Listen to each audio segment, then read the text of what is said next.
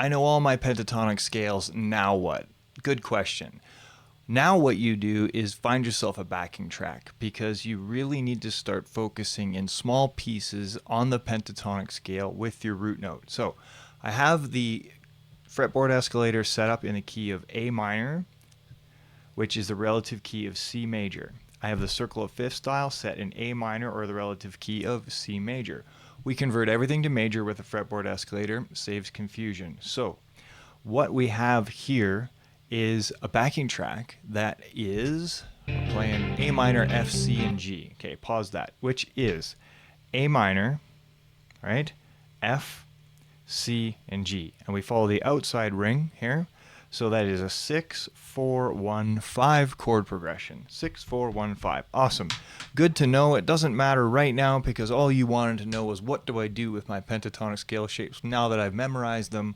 Well, we've got to find that root note, and we're going to stick really close to it, and we're going to keep it super, super simple.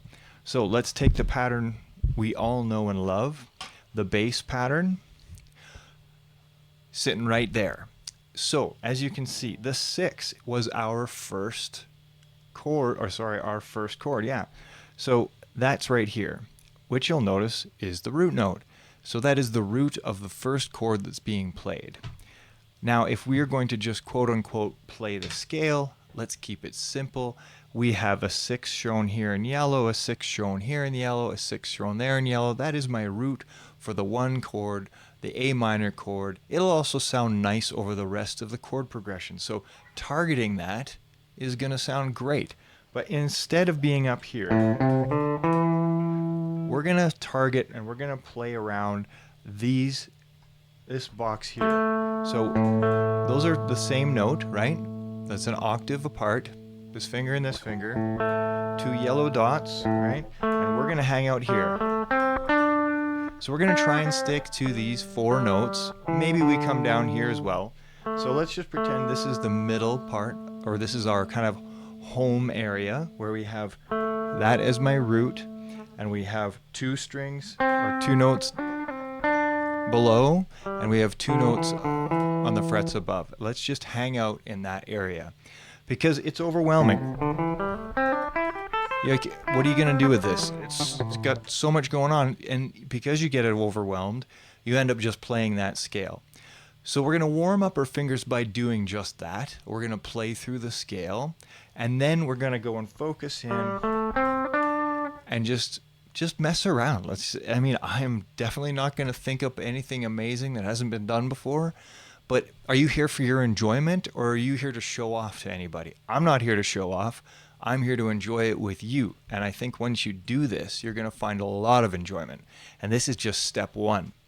Okay, if you want a fretboard escalator, you've got to go to my Kickstarter and you've got to support it. You've got to sign up for my email list. Check my link in bio. It's all there. All right, let's go. I'm going to start this backing track. And I'm hoping you can hear that. Yeah, it looks like you can. Like I said, we're going to play through the scale.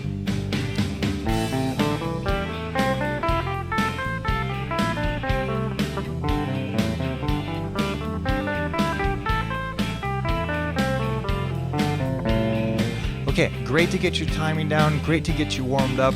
Run through that a few times. And now what I want to do is I'm going to just focus on that one tiny little area.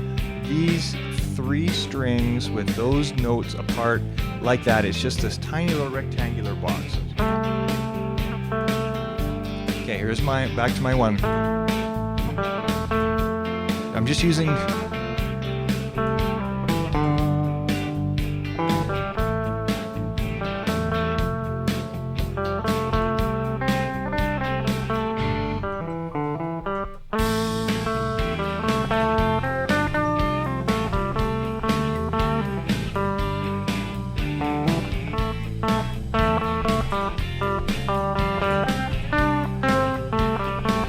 So sorry, the recording cut out because I hit the wrong button.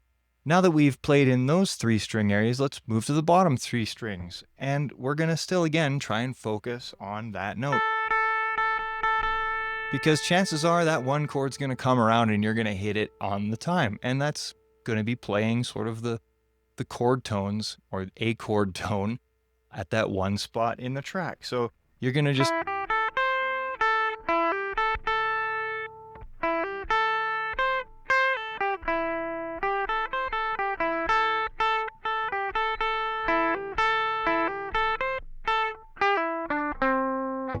stuff like that. Have some fun, make a mess, make something up. And if you're struggling trying to come up with something yourself, don't worry about it. We all do. Maybe I'll do another video on that. But the point here is I've got my pentatonic scales down. Where do I go? So now what we do is we move to the next pattern. Let's say we work on this one. Now we're remembering our fingerings from our other lessons, right? Trying to use the same ones, but we have a yellow note here.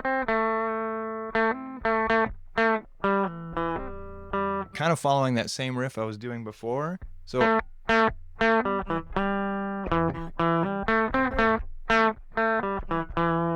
right? I mean, you can hear how it sounds different already because I'm in a different place in the fretboard. I'm in a different octave. And then we also got to remember we got that guy up there. So we can go.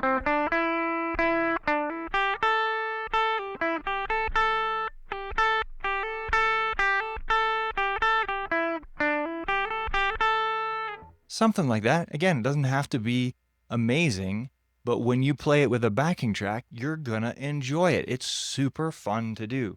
So then pick a different position. Okay, open position. Oh man, that's what kills me. And I love having the fretboard escalator here because it shows me everything I need to know. I can play all of this and then I go, what open strings are in the key? Well, you just look down here and you say, oh, almost everything except that one note. So utilize that, use those open strings, and then move down to this end and grab that shape, which is what I call a house, right? A house of blues. So we look down, we're starting on C. Now let's hang out in the house and you're gonna focus on this note here.